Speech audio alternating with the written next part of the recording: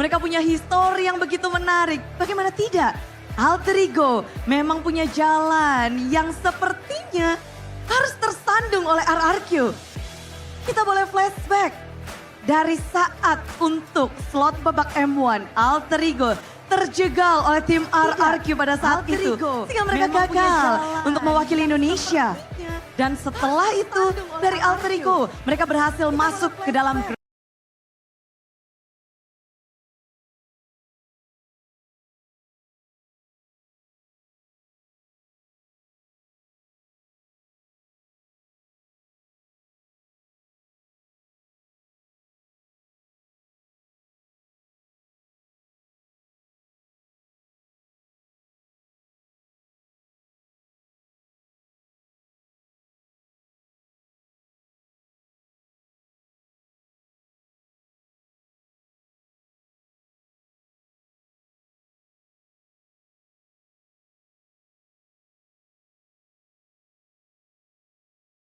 penuh banget ya yang ada di Jakarta International Velodrome. Budi mau dengar suaranya nih karena baru kali ini adalah panggung perdana dari tim RRQ. Mana nih semangat dan suara dari Kingdom.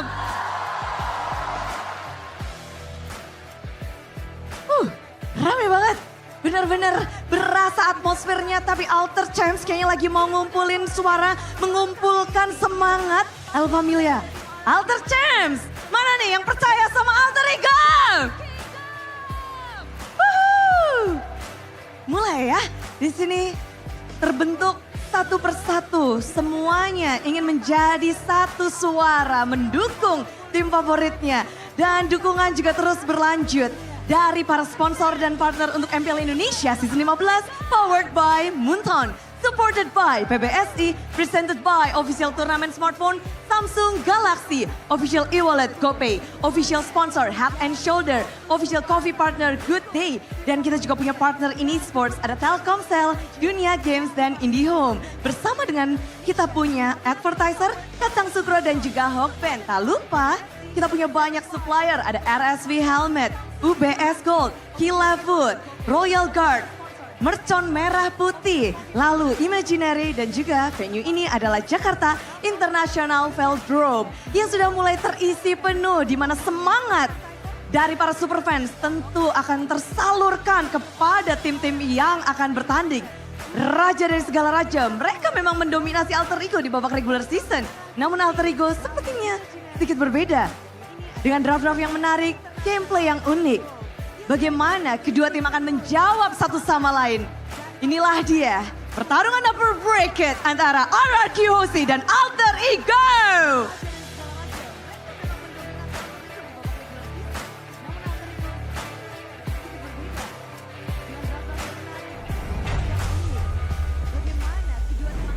Another upper brackets match here for our last match of the day. Day number 2 playoffs of MPL ID Season 15 live in Jakarta International Velodrome. Welcome back to the English panel with me as your desk host Eterna alongside with Mirko and Sheffin once again. And it's coming down to this. I mean, the venue is packed right now. You can even see the Kingdom still rolling in, but we can already feel their voices. We can already feel their support, the crowd, the vibe. It's electric. And that's nothing that we would expect, nothing less that we would expect from the Kingdom themselves. Especially the fact that Alter Ego is the one that advanced instead of the other team. Exactly. Unfortunately, some teams just had their own pocket tricks like Barats. Didn't go as planned there, but for RRQ, right now the plan is simple. Make it and break the regular season curse. Like make it to EWC, break the regular season curse. For some reason, Keskute, it's not just RRQ, but it's mainly Keskute, right? He was the main coach, head coach for BTR, and then moved on to RRQ, and now he's still the head coach for RRQ. 3 seasons in a row, he's been number 1 in the regular season, but in the playoffs, in this very venue, in that season with BTR, they dropped twice. As number 1 in the regular season, dropping by EVOS into GeekFam, 3-0 there by GeekFam. And then next season, they made it all the way to the grand finals, 4-3, losing to Liquid. The curse for Keskute continues on, but hopefully it ends here. Hopefully, it kind of hurts, man. Even in Jakarta International Velodrome last year, he was forced, like the whole team, basically forced to, you know, receive the awards, the first teams, the Best coaching staff of the season, while also knowing that you're not there in the playoffs, you're just there to receive an award. Yeah. And surely Cascute does not want to relive that experience here in JIS. But, you know, there's something that Cascute said that made me a bit more hopeful towards RRQ. Okay. He said he only brought out like 40% of his strategy in the regular season. Wow. All right. But it looks like the Kings of Kings are ready and rolling in to the venue. So we're going to throw it over to Alyssa for a quick update.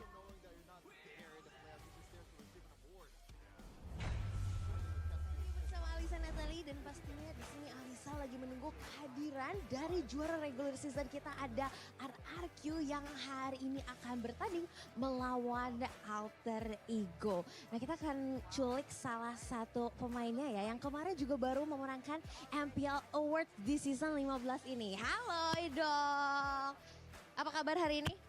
Alhamdulillah sehat. Ya Dok, gimana nih kemarin kamu sudah memenangkan award sebagai MVP regular season? Ya pastinya seneng sih, kayak gak nyangka aja Romer bisa dapet. Keren banget. Nah kalau ngelihat nih kemarin antara Bigetron dan juga AE, sebenarnya kamu expect buat ngelawan siapa sih hari ini? Ya, expect-nya ngelawan AE tapi menang gampang gitu lawan BTR, tapi ya BTR hampir kalah lah AE di situ. Nah, expect-nya AE. Buat lawan Franco sama Dreams nanti? Ya lawan apapun ya sih. Ya kami kesini ngebuktiin kalau kami pantas di tingkat 1. Oke, kita akan melihat, dan satu kata dong untuk AE nanti. Nah, good luck, have fun.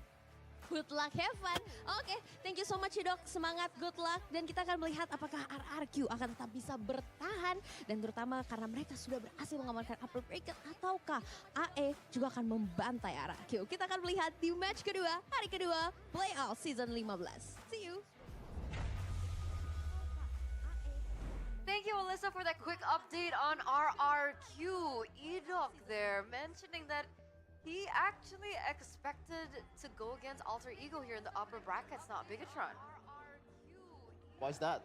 Oh, I think, you know, if you guys fall, I mean, they have inside info obviously in scrims, and I also had that info. And yeah, for the most part, I think in scrims, Alter Ego have been looking pretty scary. But that's always been the case for Alter Ego in the past as well. It's just, unfortunately, on stage, they never are able to perform. But finally, yesterday, they were able to display how adapted. Actually, I don't even know if I want to say that. It was more on BTR dropping the ball. I mean, Sever actually said in the post-game interview that he was actually Surprised? Yeah, surprised too, because in the first two games, it went south for Alter Ego. Then somehow Sever said, like, in game number 3, PTR changed their strategy. So even he himself didn't expect that. Exactly. I think it was a little bit of a trend for Alter Ego, right? Even the season where there was still V. So let's see how Alter Ego are doing as they're also walking up onto the venue. Halo, kembali bersama Alisa, dan kali ini kita akan menunggu kehadiran dari Alter Ego yang di hari pertama tampil prima dan akhirnya bisa mengalahkan Bigetron Alpha, dan hari ini mereka akan ketemu dengan RRQ, juara kita di regular season. Kita akan culik salah satu romernya kali ya di sini ya, Dreams. Oh, di sini. Mohon maaf. Halo Dreams, apa kabar? Kurang sehat. Kurang sehat. Lagi sakit kah? Dikit. Oke, tapi tetap semangat ya hari ini ya. Oke, Dreams, kamu bakal ketemu Idok nih yang kemarin juara jadi MVP di regular season sebagai roamer loh. Gimana menurut kamu? Ya dia jago dari segi mekanik, makro juga bagus lah, kayak regenerasinya bagus dari ini.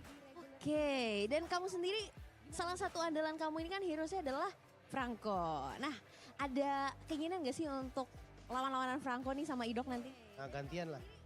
Gantian. Oke, kita akan melihat ya. Nah, sebagai veteran juga nih, kamu gimana sih ngelihat performance-nya Idok sebagai roamer muda yang berprestasi? Ya bagus lah, kayak ada apa? Regenerasi gitu lah. Oke, satu kata dong buat RRQ. Keren. Keren, wow, kita akan lihat ya, semoga AE bisa menang melawan RRQ. Good luck ya Dreams, thank you so much, sampai ketemu lagi, good luck. Nah itu dia tadi bersama Alter Ego, dan kita akan melihat apakah hari ini Alter Ego akan berhasil mencetak poin melawan RRQ ataukah sebaliknya. Kita akan lihat di match kedua, hari kedua, MPL Indonesia Season 15 Playoff. See you! Thank you so much, Alyssa, once again for the report now for Alter Ego. And it looks like Dreams is feeling a little bit under the weather, so hopefully he does get well soon. Hope it doesn't affect his performance I today. hope it's a metaphor. I hope it might be like a figure of speech, you know? Okay. I hope it's not actually him feeling sick because that'll be bad if he's not healthy. I mean, maybe he's just trolling Alyssa because Alyssa, as you said earlier, is pretty innocent. So Yeah, could be. I mean, his nose was a little red. Oh, So- Rudolph. I don't know. I mean, hopefully. not a good sign. To be fair, Dreams, he's the type of guy to consume so much sugar Yeah, I heard about like this. to the point that his What? teammates are concerned about his well-being. Like, I'm not even Tell joking. Shepin, tell Shepin Apparently, about the guy consumes like, you know, Teh-Tarik? Yeah. He consumes like 3 to 4 glasses of Teh-Tarik per day. So that's a lot of sugar, Whoa. folks. I asked him if it was true, and he's like, yeah. And I'm like, are you? I don't want to assume, but are you good? He's like, yeah, no, I'm fine. So He loves them tea, man. he loves tea. You don't want to get diabetes like Arashi. Whoa. What? Does I don't diabetic? think he Oh, has. it's not diabetes? No. No. Oh, I- what is it? It's something else, Oh, but yeah. like, let's focus on this instead, okay? For those of you guys back at home, once again, we do want to know what you guys think. Facing the Kings, can Alter Ego send RRQ to the lower bracket? All right, it's a big question to throw at you guys, I know, but there's only two choices this time. A, difficult, RRQ is too strong, or B, Alter Ego ready to make new history. Why new history? We have a little bit of a lore going on. It's between lower.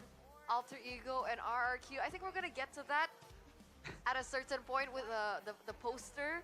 Yeah. But what do you guys think about that answer? Okay, before that, how many percent is gonna be on A? On A, I think 80%. I'm gonna guess 78. 78%. Specifically 78. Yeah. 78%, okay. Where did the 22% go? For Alter Ego fans, that's a bit trusting to these teams. Okay. But this is what we were talking about, guys. The rivalry, the history between both of these teams. Because RRQ so far has always just been the wall between Alter Ego and their playoff glory. That obstacle that they have to face. Because flashbacks to Season 4, during that era, M1 as well, it was RRQ to shut down Alter Ego's dreams as they moved on to the grand finals in M1 against EVOS. And a little bit of a fast forward, Season 6 grand finals, I think that's like the grand finals that is seared in everyone's mind because it went down in history. That was also RRQ, Yeah. taking that away from Alter Ego. It wasn't just RQ, it was a spinning panda played by the man who was ex-BTR, by the way, Vin. The guy who literally shut down the dream of Alter Ego with a hurricane dance. Back in the day, it was still hurricane dance. Yep. It wasn't heavy spin. Now they have dreams, though. Literally, the player and, I would say, hope. They have a lot of hope right now. After their performance against Biggitron yesterday, yes, a lot of critics can definitely just say that BTR were the ones who dropped the ball, but Alter Ego, to stay that composed, to still be able to get those picks, staying consistent and not changing anything despite losing the first 2 games, we gotta commend them for that. We gotta commend them for having the mental capacity to be able to do that, especially considering they have 2 rookies. A lot of people forget about them, like being rookies, because they do perform really well. Rin and Arfi. Arfi was able to solo kill Eman twice. Ooh. A lot of us consider Eman to be the best gold laner in Indonesia, so the fact that he's done it twice and another time in the second meeting in the regular season, it's impressive. Let's take a look at this though. Let's see, is it 78%? A 60. Whoa! Wow. It's closer to yours. You said 80%, right? But I'm quite surprised too. 38% actually believe that Alter Ego are ready to overcome RRQ today. And here's the thing.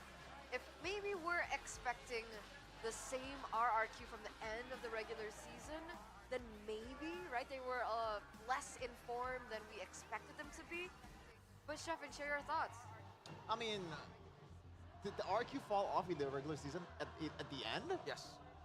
Oh man, I don't know if the word fall off is something that I want to use. I feel like Okay.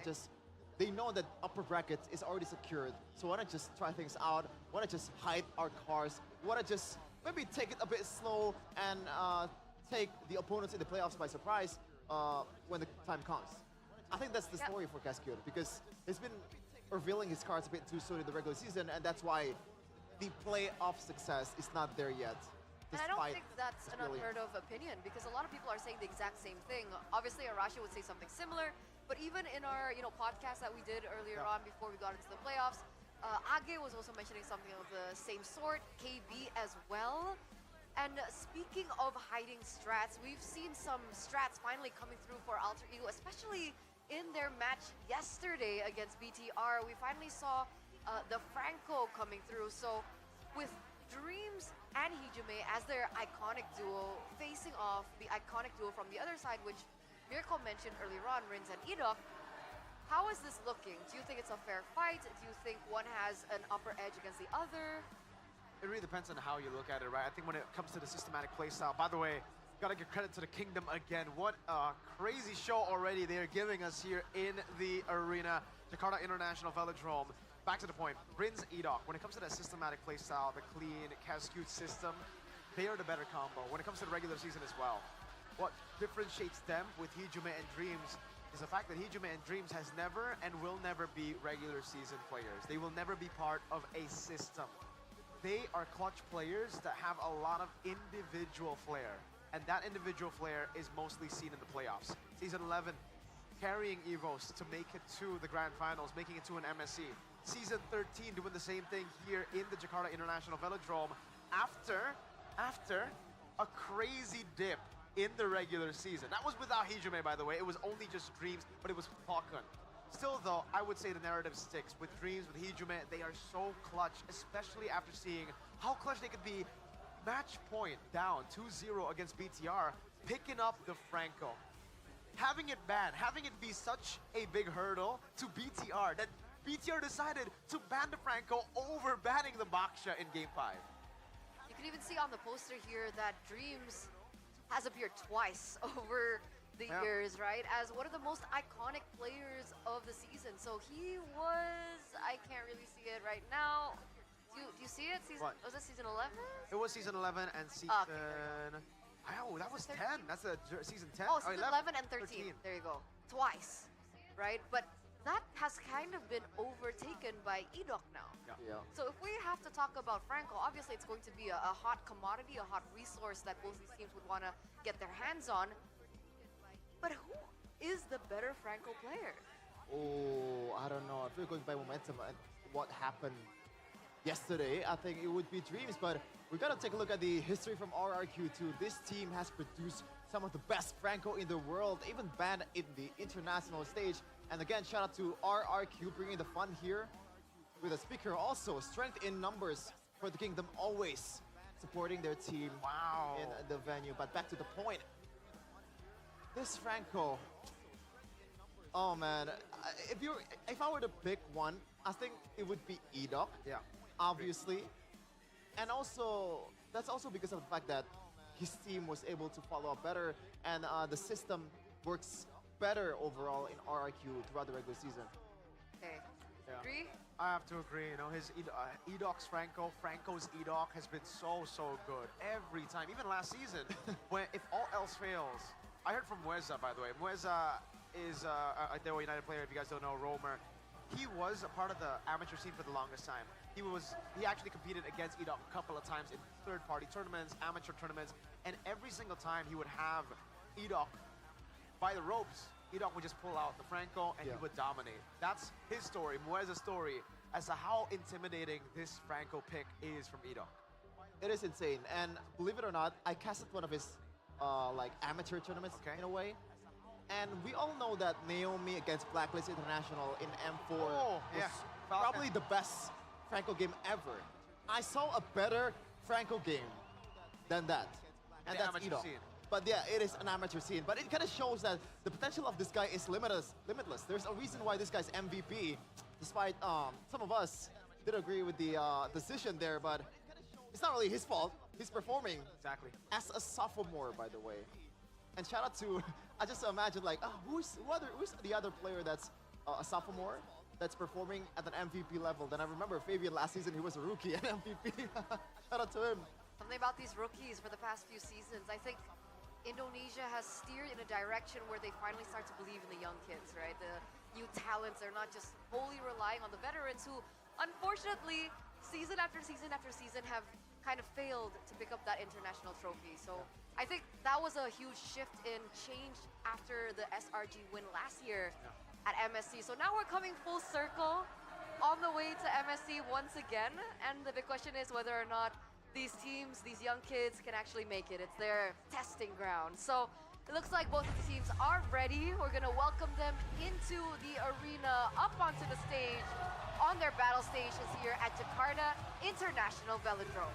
Welcome, ladies and gentlemen, to match 4 of the playoffs, the second match of day 2, an upper bracket bout between a Titan sitting at number 1 in the regular season, not just in the early weeks, not just towards the end.